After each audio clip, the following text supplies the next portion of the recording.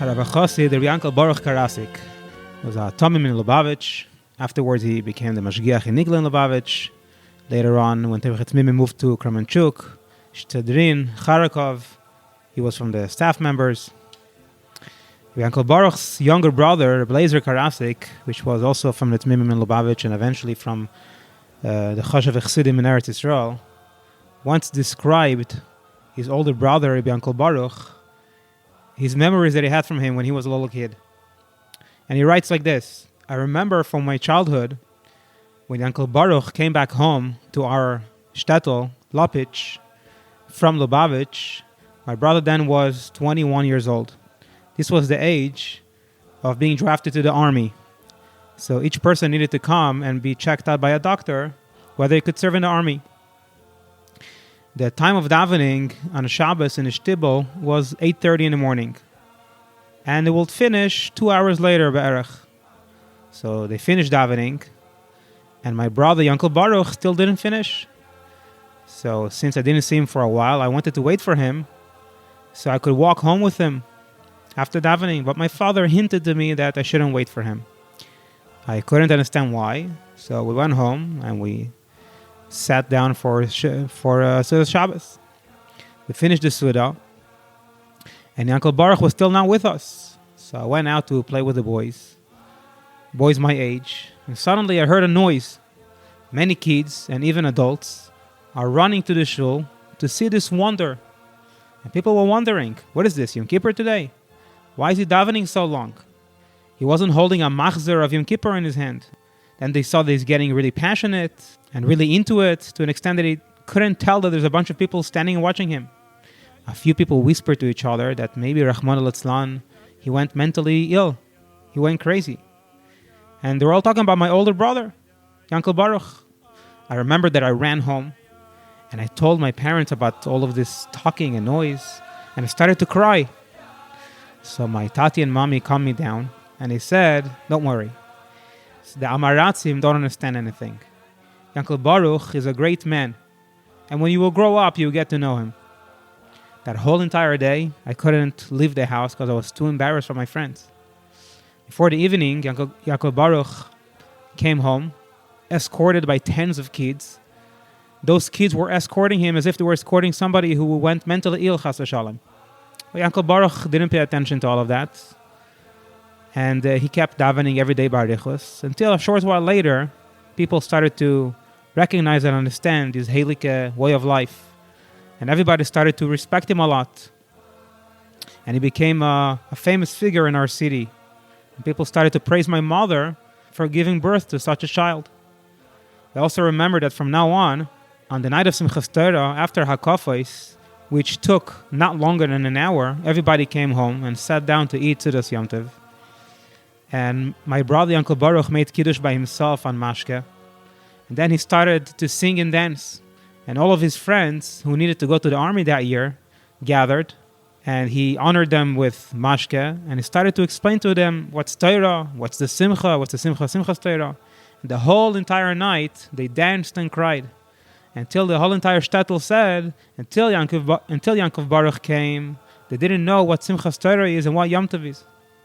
To describe in details, says Lazer Karasik, the mahus of my older brother Yankel Baruch, it's very hard to describe it in detail. But I can say that it was an emes tamim and pnimi betachlis, a complete pnimi.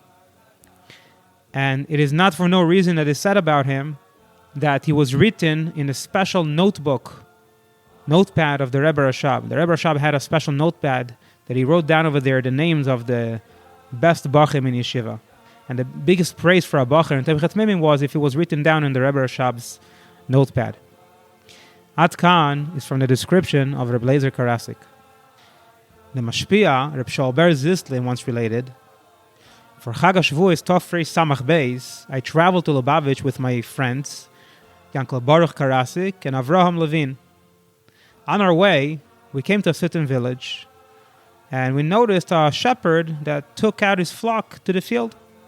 Yankel Baruch, when he saw that, he told us that this last Motzei Rosh Hashanah, the Rebbe Rashab finished the Maimer Chassidus, and he left the Zal, left the hall, And the Anash, the Chassidim, burst into a dance, a passionate dance, and a few of the Tmimim joined them, and they were dancing.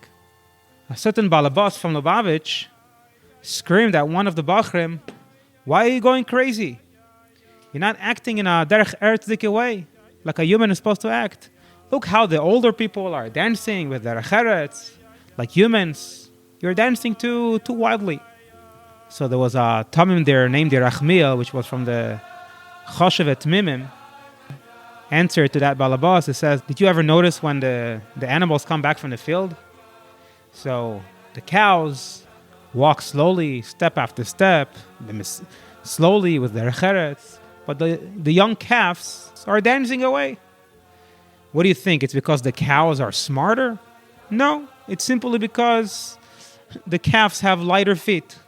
The Chassid Reb Chaim Shol Baruch once related that he once told Reb Yankel Baruch that he finished Maseches Baba Metzia, and he asked him, "Which Masechta should I learn next?" Instead of telling me which Masechta I should learn next, he rebuked me and he said, "I'm afraid that you finished Baba Metzia like the other person finished the Shas." Meaning, just like that other person finished the Shas, it was too fast and it wasn't really thorough. He basically was saying that I went through Baba Metzia way too fast and it wasn't well enough.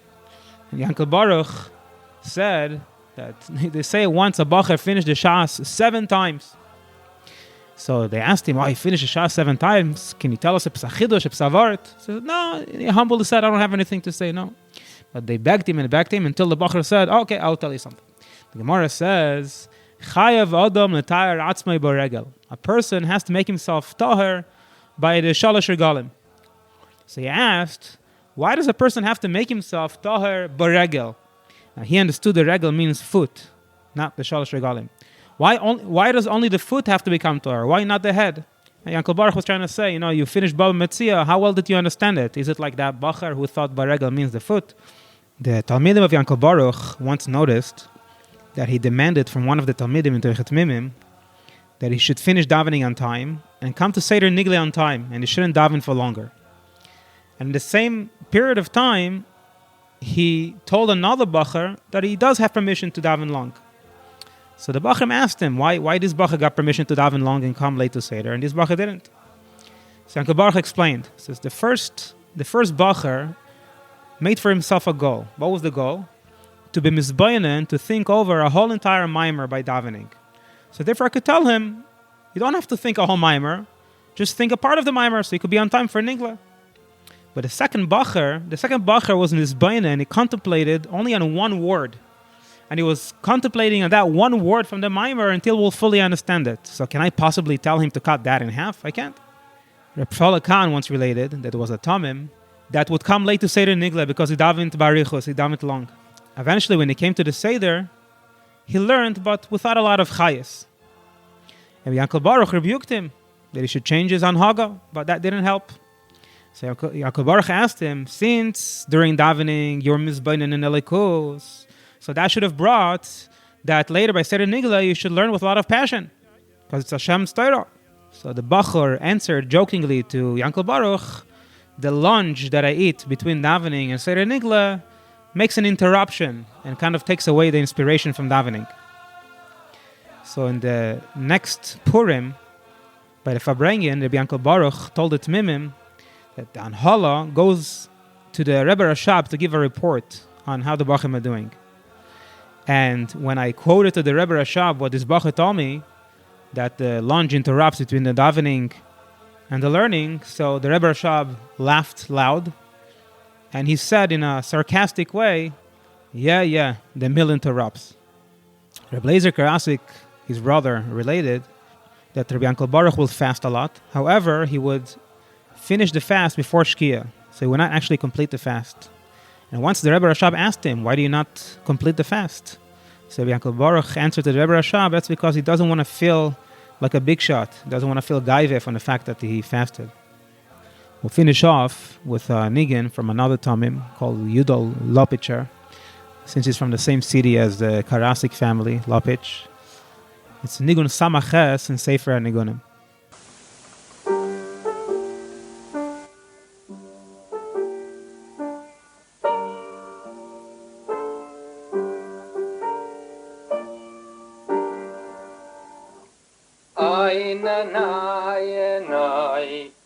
na